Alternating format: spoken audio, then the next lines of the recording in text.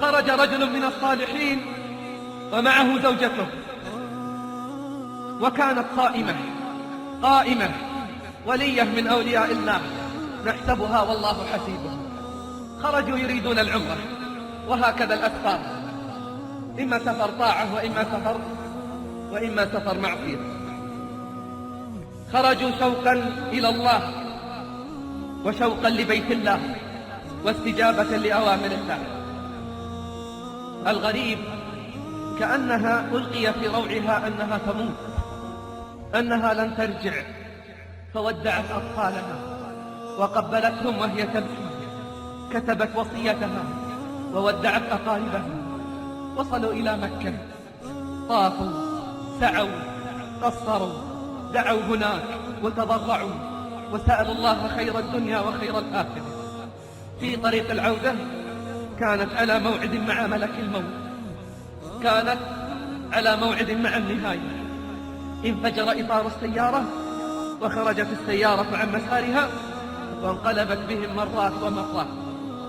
أصيبت المرأة في رأسها، خرج زوجها من بين الحطام ولم يصب بأذى، ووقف عليها وهي في سكرات الموت تقول: لا إله إلا الله محمد رسول الله. من كان آخر كلامه من الدنيا لا إله إلا الله دخل الجنة.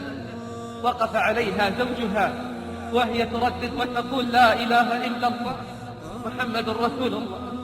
فلما رأته قالت له بعد أن تبسمت في وجهه: عفى الله عنك، بلغ أهلي السلام وقل لهم الملتقى الجنة.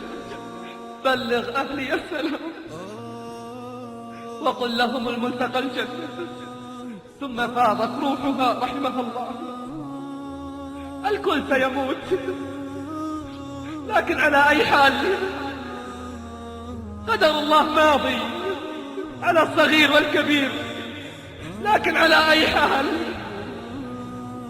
الأعمال بالخواتيم، والمرء يختم له على ما عاش عليه.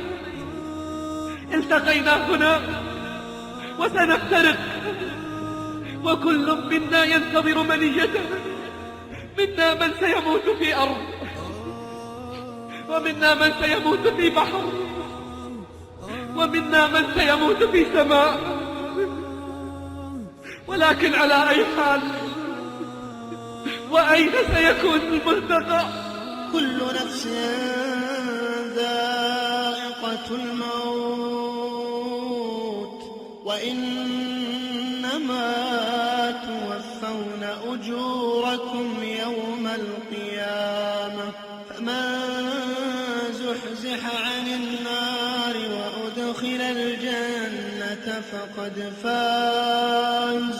فمن زحزح عن النار وأدخل الجنة فقد فاز.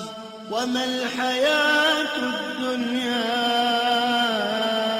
إلا متاع الغرور. وما الحياة الدنيا